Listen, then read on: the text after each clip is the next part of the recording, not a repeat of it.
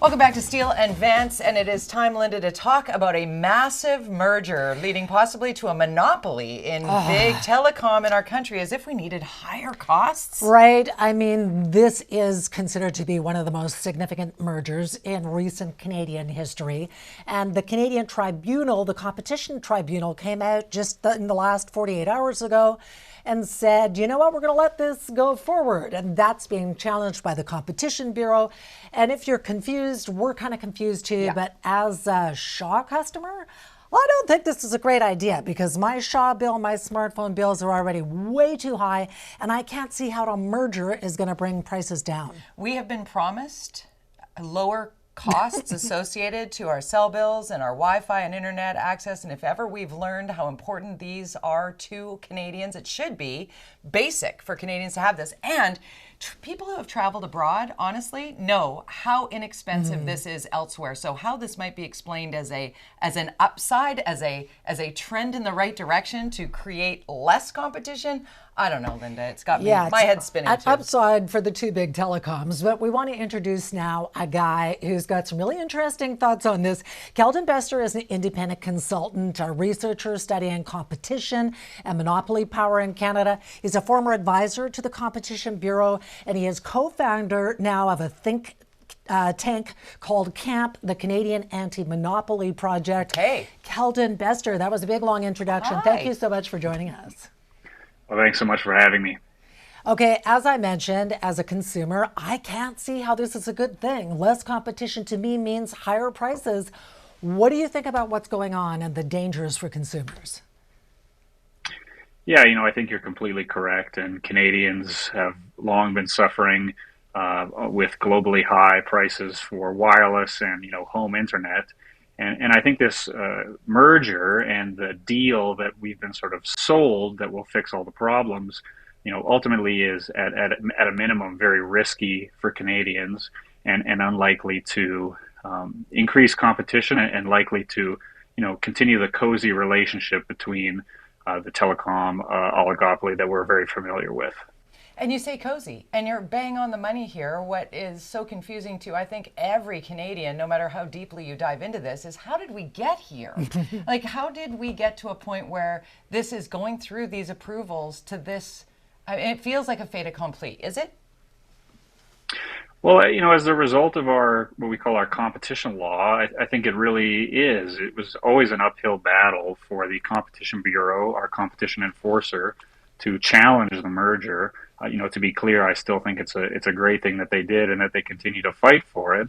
But, our law for a long time, since 1986 and even before then, really doesn't take mergers and the harms that they can generate seriously. And here in this case, I think we have them taking a very generous view of the idea that Rogers, by buying Shaw and selling off Freedom, is suddenly in the interest of creating a new and disruptive competitor for itself.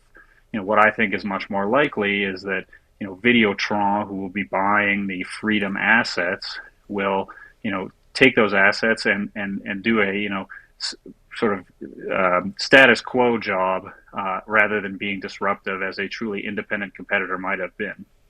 Yeah, you know what? I'm pretty sure I'm not alone in saying as a consumer, I feel like I'm being held hostage by the big telecoms, paying a crazy amount for my smartphone, for my internet, and we are paying amongst the highest rates in the world.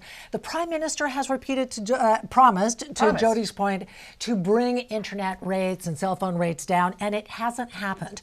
Do you see the Prime Minister maybe feeling the heat, the federal government stepping in and putting an end to this merger before it goes any further?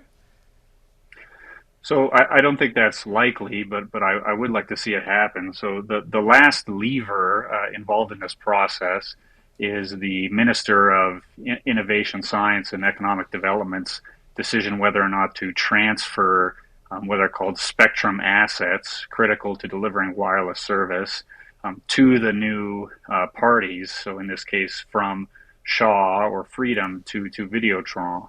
And in October, the minister came out and said, I'm willing to make this transfer if Videotron commits to holding onto the assets for 10 years and replicating prices as we've seen in Quebec. And what I'd really like to see at a minimum is that the minister strengthens those conditions because, even though Quebec is in a better position in terms of pricing than some other areas of Canada, it's still part of Canada, and they still experience, globally or prices that are much higher than many of our global peers. So, absent blocking the merger, which I think would be a big step, and I think the minister has a lever to hold Videotron accountable for these promises that have been made that otherwise we really can't hold them accountable for. It sounds rather deflating to me. We're going to have to watch and see how this rolls out. Keldon Bester, thank you so much for your time today. Thank you so much for having me. Keldon is co-founder of a think tank, the Canadian Anti-Monopoly Project. I'm not feeling good about it. I think it's going to happen. And I see less competition means that my cell phone rates, my internet rates are going to continue to go up, up, up, because it's almost like collusion. The big telecoms get together. Nobody brings prices down. They all decide to set them at a certain rate, so they're all benefiting. Follow the money and the level of greed associated with it. I could use a different word, but at the end of the day, the shareholders are making bank off of everyday Canadians who are trying to make ends meet and oftentimes trying to survive in a very online chapter or era, if you will.